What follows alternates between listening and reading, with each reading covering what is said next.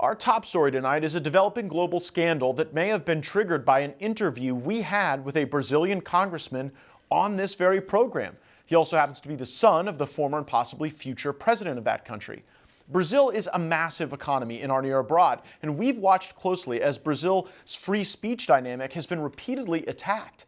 It seems a rogue judiciary is not an exclusively, uniquely American experience. One judge in Brazil is now petitioning the Attorney General to revoke the passport of Brazilian Congressman Eduardo Bolsonaro. Eduardo is the son of Jair Bolsonaro, the former president, who's currently leading in the polls to retake power. If he's even allowed to run under the crazy system they have down there where they charge their political enemies with crimes, where have we heard that before?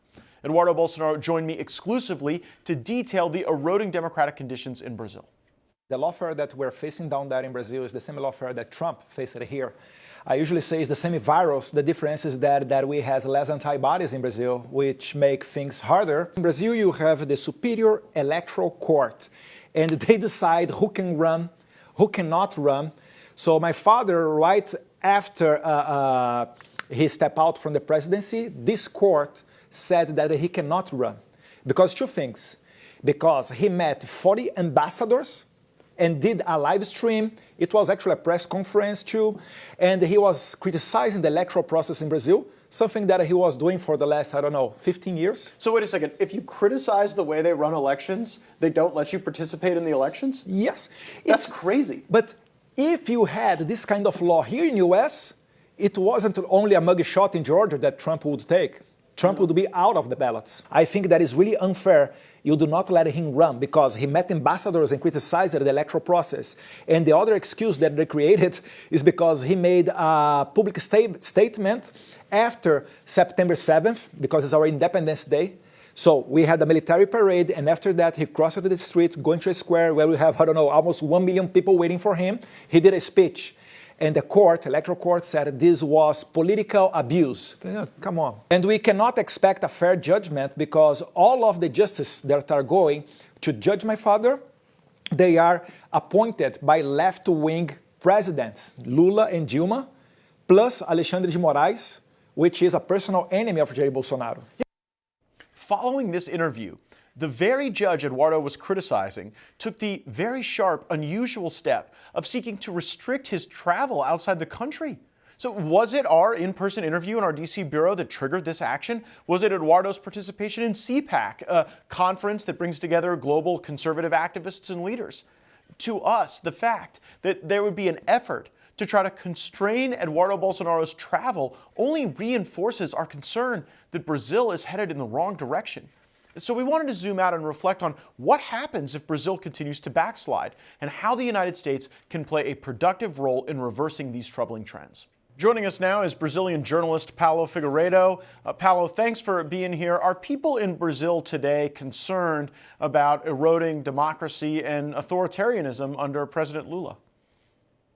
Well, let me answer the question in numbers. A poll by an institute, Paraná Pesquisas, last year said that 61% of Brazilians are afraid of expressing their views on social media. 61%. So that's the state of the country. And right now, although President Bolsonaro is leading all the polls for 2026, when the next presidential election is due, I think most people think he won't be able to run against the socialist Lula da Silva, who is the sitting president.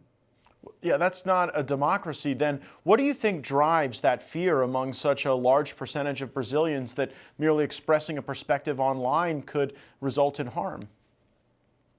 Well, the fact that we had thousands of Brazilians already in prison or prosecuted somehow by the Justice Alexandre de Moraes, who is the de facto dictator of Brazil.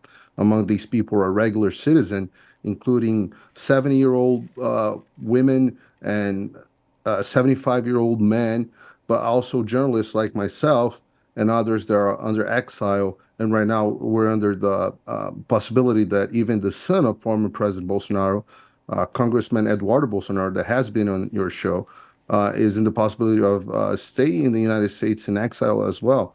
So we have a congressman in prison, who have senators silenced. We have regular people prosecuted. You're not safe if you're in Brazil and you're against the socialist regime that is in place right now.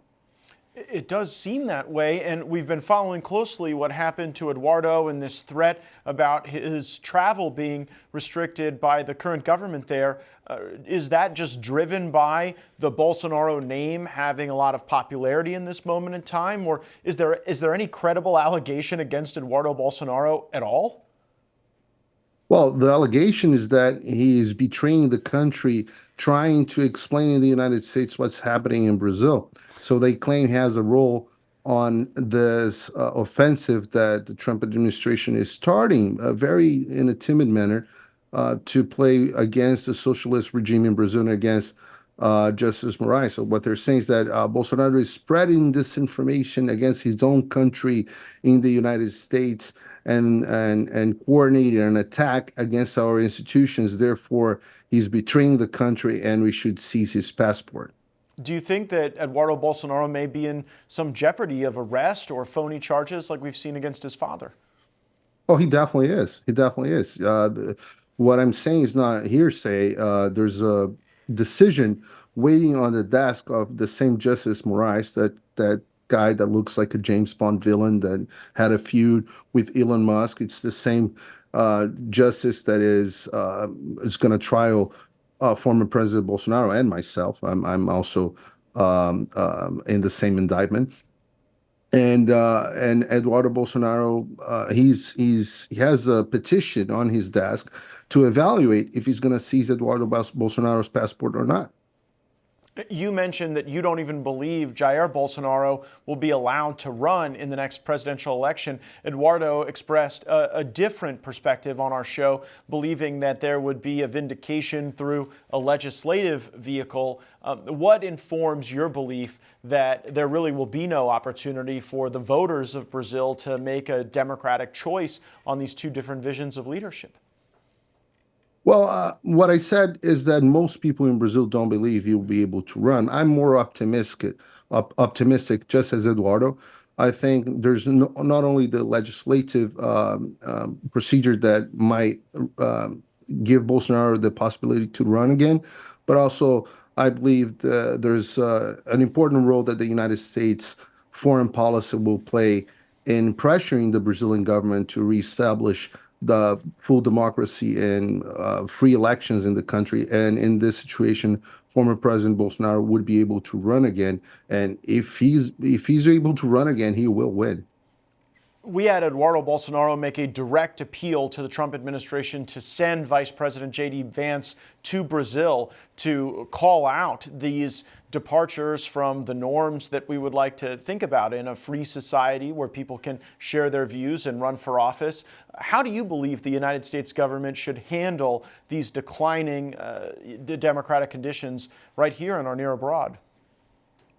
Well, the United States should redirect its foreign policy. Well, first, because the situation that's happening in Brazil, the United States, the Biden administration had a big role on it, not only funding all disinformation campaigns in Brazil through USAID, but also sending its top officials in 2022 to make sure this same Justice Moraes was not challenged during his electoral process. They actually sent Lloyd Austin, Bill Burns, Victoria Nuland, and others directly to Brazil to put pressure on Brazilian public officials and military leaders to make sure Moraes was not challenged and so Lula could get elected. So that's, the United States had a role, an important role in the situation in Brazil. But also, Brazil is very important.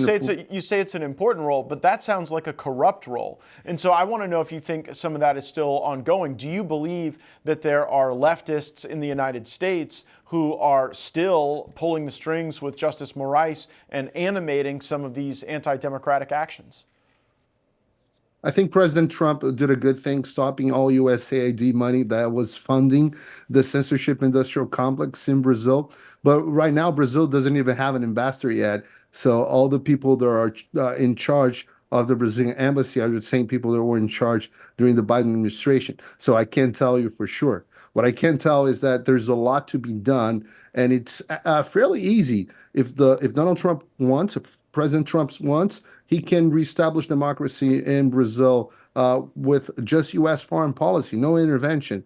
Just the fact that he can sanction Justice Moraes with using the Magnitsky Act, and then he can impose financial sanctions, the OFAC sanctions against the justice. There's also other diplomatic measures that he can use. But so far, I'd say the Trump administration did not actually start their work in Brazil. It seems like there's a lot of work that has to happen there. And you were about to tell me what happens if Brazil falls? What happens if Brazil becomes this authoritarian state beyond, beyond any quick fix? Do you think that will have spillover effects throughout the rest of Latin America? So we're talking about the country other countries in Latin America follow. Brazil is half of South America in terms of territory, GDP, and population. Brazil is the dreamland for China because Brazil has everything China needs, from rare earth minerals. Brazil just sold last month the largest uranium reserve in the Amazon jungle to the Chinese. Brazil also has a lot of food, which the Chinese desperately need. Brazil has the second iron ore producer in the world, energy powerhouse that produces more oil than most OPEC countries. And who controls Brazil controls the South Atlantic Ocean. So from a geopolitical perspective, I'd say there are no other country in this continent that's more important than the United States than Brazil. The problem is it looks like the United States government is not completely aware of that. But the Chinese government is definitely aware. The Chinese are buying all the infrastructure in the country. It's becoming more and more common. If you have a company that operates in some strategic infrastructure sector, to have people that speak Mandarin as translators during the meetings. So, and this is happening fast. Yeah, so no, that's what's going to honestly, happen right what you just said is why I have highlighted this on the program tonight. You have a massive economy with a huge population of people and boundless natural resources. And this goes one of two ways. They come our way or they go toward China. And when you have a socialist government repressing speech, stopping association, threatening to jail political opponents, trying to jail a journalist, that ought to get the attention of the United States a lot more than the things that have happened oceans away that seem to get the obsession of U.S. policymakers. And so I think it's a really important point you make, that we have to pay attention to what's happening in Brazil. It's right under our nose. It's critically important. And our loss here will be China's win. And once the Chinese move in, it becomes very difficult to untangle that. And it sounds like they're on the march right now. Paulo Figueiredo, before I let you go, where can folks continue to follow your reporting and your particular case? My social media, at Rio P. Figueiredo. I'm on every single one of them. Thank you so much for being here to share your perspective, and we look forward to checking back in. Thanks for having me.